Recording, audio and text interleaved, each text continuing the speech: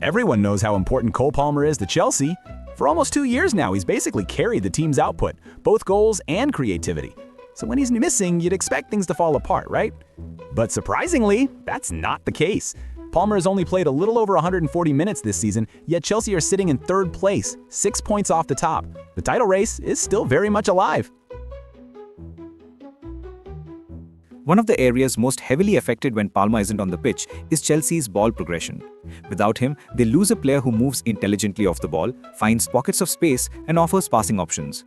Maresca also loses someone who willingly drops deep, acts as a connector, and carries the ball up the pitch. Last season, Palmer was one of Chelsea's top ball progressors, averaging 6.03 progressive passes and 3.38 progressive carries per 90 minutes, elite numbers. And to make matters worse, Chelsea are also without Lewis Colwill, another key deep distributor. Losing both has seriously weakened the team's ability to play out from the back. So when Chelsea face mid or low block opponents like Sunderland or Nottingham Forest, things get very tricky. Missing your 2 best ball progressors raises the question, how do you compensate? If you can't make up for quality, you compensate with quantity. Chelsea have moved away from the 3-1-6 structure and are shifting more toward a 2-3-5, with both fullbacks tucking inside alongside Caicedo to support the build-up.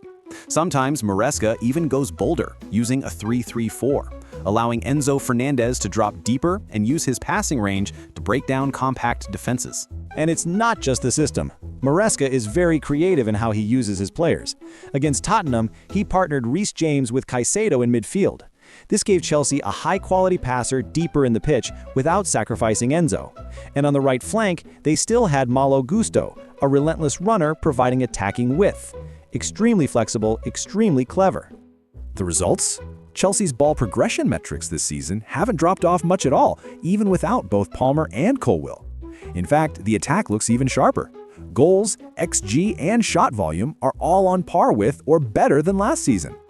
A huge part of this comes from the tactical tweaks Maresca introduced to compensate for Palmer's absence. First, Chelsea are attacking heavily down the left using the triangle of Garnacho, Enzo, Cucurella, which has been incredibly smooth. Their constant rotation and movement pull defenders around in open gaps. And of course, the biggest beneficiary is Garnacho. With his intelligent off-ball movement, he keeps receiving the ball in dangerous spaces, especially in the left half space.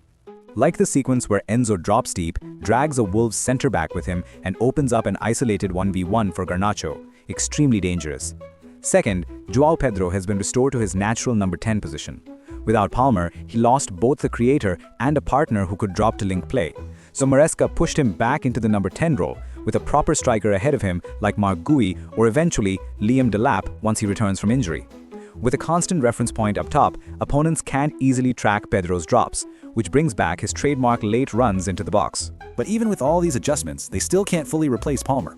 He simply carries too much responsibility. Chelsea still need a high-impact, multifunctional attacker who can create and score, especially one who operates on the right side to balance the left side triangle. This is where Estevão steps in. His level of explosiveness is similar, but his playstyle is completely different. He's unpredictable, magical on the dribble, and dangerous in 1v1 situations.